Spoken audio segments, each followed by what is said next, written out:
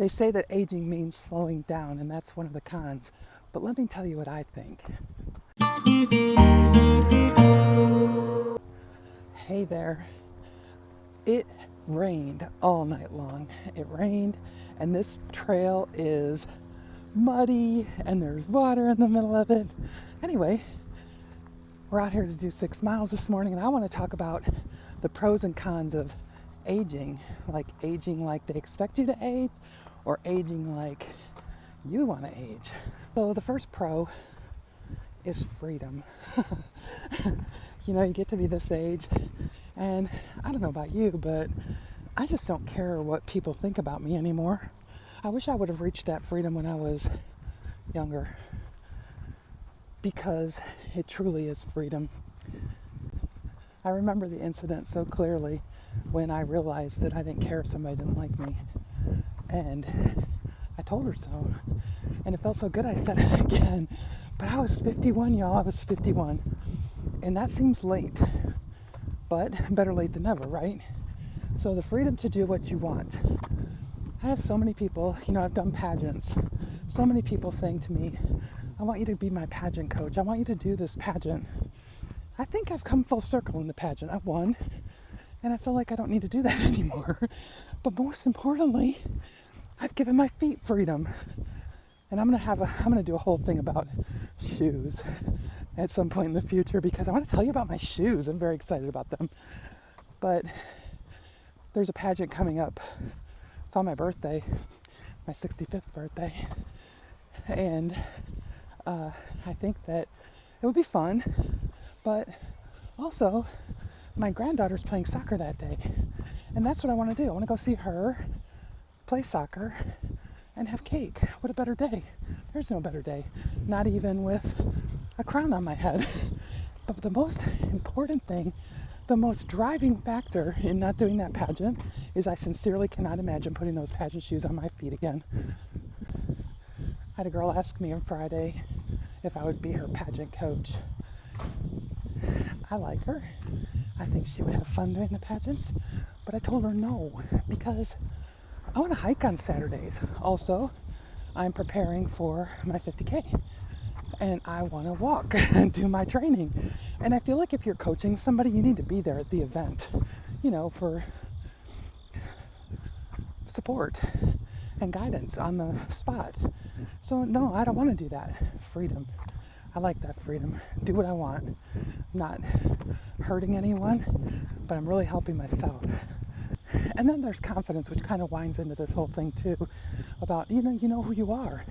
You know who you are. You know what you want. You don't feel the need to bend to somebody else. I've talked about pageants, and I feel like there's some women that don't even know you can do a pageant when you're 60. I won my first pageant after 25 years of competing when I was 62. I think I was 62. I was the oldest person in the pageant. And I won. And it was great, because pageants have been an awesome experience for me. You get confidence. You learn to share your message clearly with the judges. You make friends, lifelong friends, my very best friends I made doing pageants. So confidence. I'm an extremely confident person. Maybe I'm too confident, I don't know. Then let's talk about wisdom. Living this many years gives you lots of wisdom. You've learned by doing, and you know what works and what doesn't work. And for instance, when I first started training for this, and I hurt my knee, and I could have just stopped. Could have just kept going. Oh, it'll be fine. I'll just walk my way through it. That's not smart. What's smart is to do what I did. Lay back from it. Get a little bit healed, stretch. The wisdom of years. Something you don't have that you gain as you're older. I'm still doing that stretching every dang day. And I hate it. I just really hate it. But it makes a difference in how I feel when I'm done walking, because y'all know, you've heard the knee bone is connected to the ankle bone or the leg bone in that song. Well, all of your joints Like if you get a pain in your knee, it's not necessarily your knee. It could be your hip, or it could be your hamstring. You know, it's all connected inside there, so you got to make sure you're stretched out. And so I've been forcing myself to do that every dang day, and I can see the difference. And then there's community. I have my military service sisters group. I love those girls. They're crazy, they're loud, they're fun. And just getting to visit with other people who have that shared experience with you is so great. And I also have my fellow ambassadors at the Harrison Chamber of Commerce. They are fun as well. You know, we go and we do ribbon cuttings and we go to lunch, and it's just fun. That sense of community and belonging, that carries you through as you age. You don't want to be alone and lonely. So that's another benefit. You have time to decide, what do I want to do? Where can I help? Where can I contribute? And all that stuff that feels so good. It fills your heart. And finally, in the pros department, I think as you age, you're so much more comfortable with yourself and you can laugh at yourself. And I always, for instance, call myself Lori Grace because I tend to be klutzy. My mom called me that, and I just laugh at it. And I also say I'm like a giant 5-year-old. I loved when I had a granddaughter that was young because we used to do all the things, all the toy things, all the fun play things. I still do that stuff, and I love it. And why not? Have fun. I love making people laugh. You know, you've probably seen my dad jokes on my channel. The very first dad joke I put up there, I did it just for the heck of it. I thought it was funny, and I wanted to share it. Well, I got so much hate and so much engagement. I'm like, hey, let me do that again. And so while I was overthinking doing this channel, I continued to put dad jokes up there every week. And you know what? You have to laugh. You have to laugh in life. It makes things better, makes things more fun. And so I do a dad joke every week. And I love it. I get some of my best views on that. And I know it's crazy, but I don't care. And here come the cons. My first and most detested one is the stereotypes of who or what you're supposed to be when you're old. Like when I do research for this channel, I'll type in over 60 women, and it comes up with hairstyle, makeup, clothing. What? Why am I going to change any of that? Yeah, products I might change, but I'm not changing the way I do things because I'm not going to wear beige and fade into the background because that is not who I am. So I think you need to take those stereotypes and flip them on their head and be the exact opposite. Yeah. Next we have recovery takes longer, and it's true. That is a fact. One of the first things I learned in my functional aging specialist course was that you lose your muscle really fast and you lose your endurance really fast once you reach a certain age. That age we are. And so I just plan accordingly. Whoops, my shoelace is undone. Plan accordingly. My training program, I have off on Monday and Friday for rest. And it makes me kind of feel like a slacker. But I need that rest. My body is not as young as it used to be. Those are the facts. So pushing through it and trying to kill myself, it doesn't serve me. It doesn't serve anybody.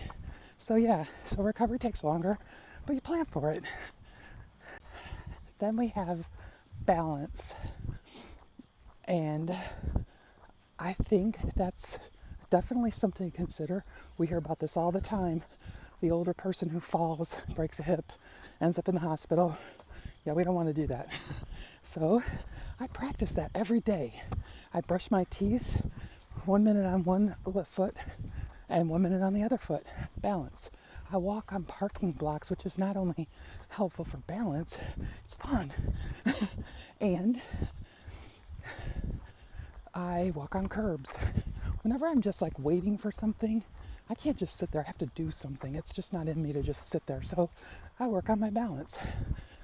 How about this one? You probably all have felt this. Being underestimated. Dude, that is fuel.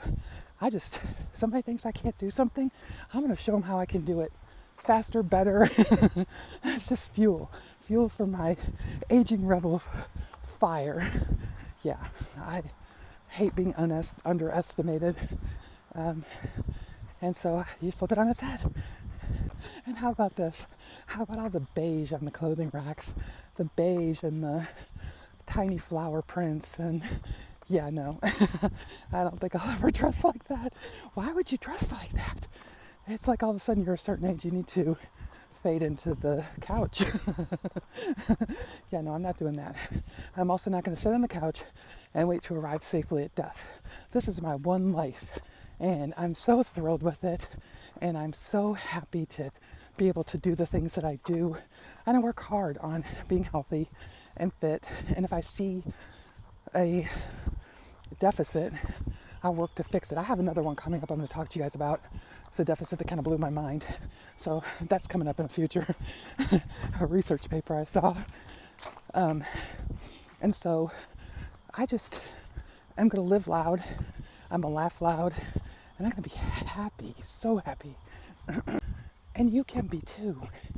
So there are cons, but the pros are so much more powerful. You just have to reach out and grab them. You know, just like I say, baby steps. Don't start at the top and try and burn yourself out. We're not in that point of our lives. We want to get through it. We want to do it. We want to be consistent. We want to be happy and healthy and strong. Yeah, you can do that. Grab for it. They say that aging means slowing down, but my big rebel truth is it means speeding up. On my terms, of course, you know. And you can do it too. I would love it if you would subscribe and follow along and get your encouragement from me. Talk to me in the comments. I love talking to you guys. And I'll see you next time.